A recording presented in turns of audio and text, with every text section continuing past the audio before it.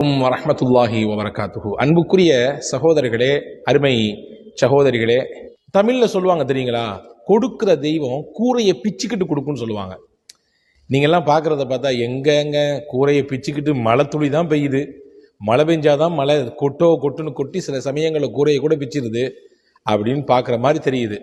இல்லைங்க, நிச்சயமாக அல்லாஹ் கொடுக்க நாடினால் எப்படியும் தருவான். ஒரு நிகழ்ச்சி, நபிகளின் காலத்திலே நடந்த ஒரு நிகழ்ச்சி.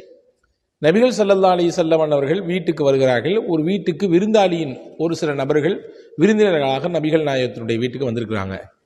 இப்போ நபி ஸல்லல்லாஹு அலைஹி வஸல்லம் அவர்கள் வீட்டுக்குள்ள தன்னுடைய துணைவியார்கிட்ட கேட்குறாங்க, ஏதாவது இருக்கா? நம்ம வீட்டுக்கு விருந்தினர்கள் வந்திருக்கிறாங்க. விருந்தினர்கள் என்பவர்கள் அல்லாஹுவின் அருளை கொண்டு வருபவர்கள். எனவே அவங்க வர்றதை பிரியப்படணும். வந்துட்டாங்களே அப்படின்னு சொல்லி கையை பிணையக்கூடாது. வந்தா அவங்களோட சேர்த்து அல்லாஹ்வின் அருளும் நமக்கு வருது. அந்த புரிதல் ஒவ்வொரு முஸ்லீமுக்கும் வேணும். மட்டுமில்ல, ரசூலுல்லாஹ் சொன்னாங்க, அவங்க வரும் பொழுது அவங்களுக்கான ரிசுக்கையும் கொண்டு வராங்க, உங்களுக்கான ரிசுக்கையும் அவங்க தான் சேர்த்து கொண்டு வராங்க. எவ்வளோ அற்புதமான வார்த்தை பாருங்க. அப்போ ரசூலுல்லாஹ் கேட்குறாங்க, வீட்டில் துணையார்கிட்ட ஏதாவது இருக்குதான்னு கேட்குறாங்க. மா இந்தனா ஷை, எதுவுமே இல்லையே வீட்டில், கொடுக்குற மாதிரி எதுவுமே இல்லையே. நபிகள் நாயகம் ஸல்லல்லாஹு அலைஹி வஸல்லம் துவா ஓதுனாங்க. என்ன துவா ஓதுனாங்க? இதையும் நம்முடைய வாழ்க்கையில் நம்ம ஓதிட்டு வந்தோம்னு சொன்னால் எல்லா நேரத்திலும் அல்லாஹ் அவனிடத்தில் இருந்து மட்டும் தருவான், யாரிடத்திலும் நம்மை கேட்க வைக்க மாட்டான். எப்பொழுதும் மழை போன்று பொருளாதாரத்தை, தேவையான ரிசுக்கை அல்லாஹ் கொடுத்து கொண்டே இருப்பான். ஒரு சின்ன புரிதலுக்காக வேண்டி சொல்கிறேன். நிறைய பேர் ரிசுக் அப்படின்னா சாப்பாடுன்னு நினச்சிருக்காங்க. அப்படி இல்லை.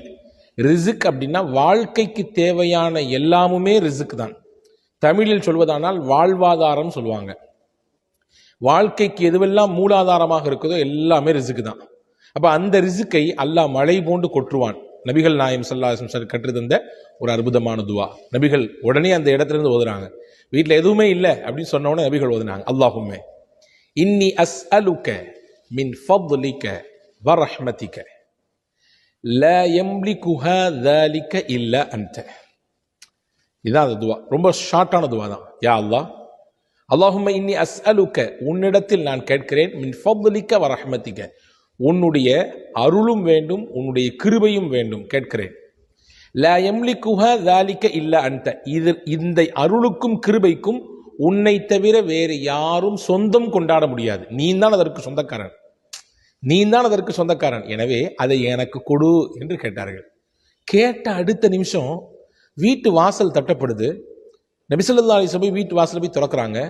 பார்த்தா ஒரு தட்டு நிறைய நல்ல இறைச்சி, சிறப்பான இறைச்சி, பொரித்த இறைச்சி, அவிச்ச அரிசி, நிறைய பலதரப்பட்ட இறைச்சிகள், பல வகைகள் செஞ்சு அப்படி ஒரு மூடி போட்டு மூடி அந்த தட்டை கொண்டு வந்து ரசூலுல்லாஹ்ட்ட, இது ஹாதிஹி ஹிபத்துன் லக்க, உங்களுக்கு இது அன்பளிப்பா இந்த இடத்துல இருந்து வந்துச்சு அப்படின்னு வாங்கிட்டு ஸல்லல்லாஹு அலைஹி வஸல்லம் உள்ள போய் வச்சு அதை எடுத்து வந்த விருந்தினர்களுக்கெல்லாம் கொடுத்து தன்னுடைய குடும்பத்தார்களுக்கும் கொடுத்து அல்லாஹ்விற்கு நன்றி செய்தார்கள். அல்லாஹ், நான் கேட்டேன், உடனே நீ தந்து விட்டாய். எவ்வளவு மகத்தானவன் நீ, எவ்வளவு பெரிய பாக்கியமானவன் நீ, எவ்வளவு பெரிய அருளாளன் நீ, எவ்வளவு பெரிய அன்பாளன் நீ என்று அல்லாஹ்விற்கு நன்றி செய்தார்கள் என்பதாக நாம் ஹதீஸை பார்க்கிறோம். ஆக பொதுவாகவே கண்ணியமான வாழ்க்கை வாழணும்னு எல்லாருமே ஆசைப்படுவோம்.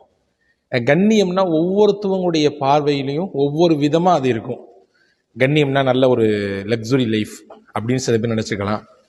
இன்னும் சில பேர் நமக்கு நினச்சதெல்லாம் கிடைச்சிடணும், சமுதாயத்தில் ஒரு அங்கீகாரம் பெற்ற ஒரு நிலையில் இருக்கணும் அப்படின்னு சில பேர் நினச்சிருக்கலாம்.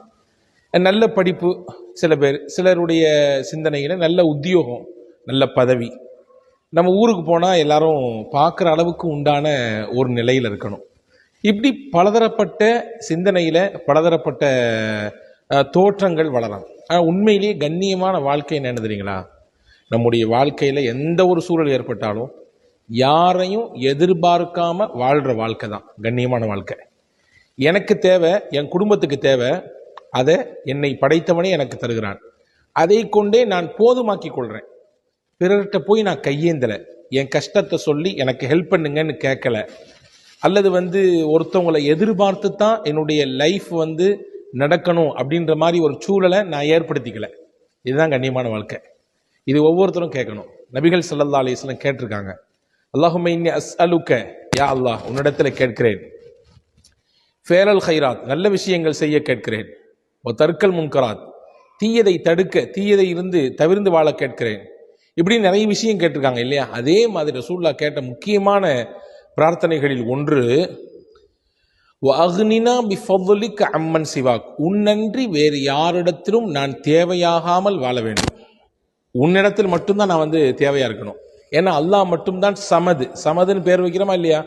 சமதுனா தேவையற்றவன், எந்த தேவையும் அவனுக்கு கிடையாது. ஆனால் உலகத்தில் கூடிய எல்லாத்துக்கும் தேவை உண்டு. ஆனால் நம்ம தேவையை நம்ம படைச்சவன்ட்ட மட்டும்தான் சொல்லணும். அதை தாண்டி வேறு இடத்துலையும் சொல்லக்கூடிய ஒரு சூழல் எனக்கு உருவாகக்கூடாது அப்படின்ற ரசூலுல்லாஹ் கேட்டிருக்காங்க. அப்போ எல்லாருமே இந்த விஷயத்தில் நம்ம கவனத்தோடு இருக்கணும். அதுக்காக வேண்டி அல்லாஹ்விடத்தில் கேட்கணும். வாழ்க்கையின் லட்சியங்களில் முதன்மையானது கண்ணியமான வாழ்க்கை வாழணும். கண்ணியம் என்றால் யாரிடத்திலும் எந்த சூழலிலும் நம் சொந்த தேவைக்காக வேண்டி நாம் போய் நிற்கக்கூடாது. அவர்களிடத்திலே கையேந்துகிற நிலை வரக்கூடாது. அந்த கண்ணியமான வாழ்க்கையை பெறுவதற்கும் மழை போன்று ரிஸ்க் நம்மை வந்தடைவதற்கும் கொட்டென்று கொட்டுவதற்கும் நாம் மேலே சொன்ன அந்த துவாவை கவனத்தில் கொள்ளுங்கள். வாழ்நாளில் தொடர்ச்சியாக ஓதுவதற்கு முயற்சியுங்கள். வல்ல அல்லாஹ் அவன் நம்மை வாழ வைக்கும் காலம் வரை கண்ணியமாக வாழ வைப்பானாக. தன் அருள்மறையில் நம் யாவரையும் நினைய வைப்பானாக. வஸ்ஸலாம்.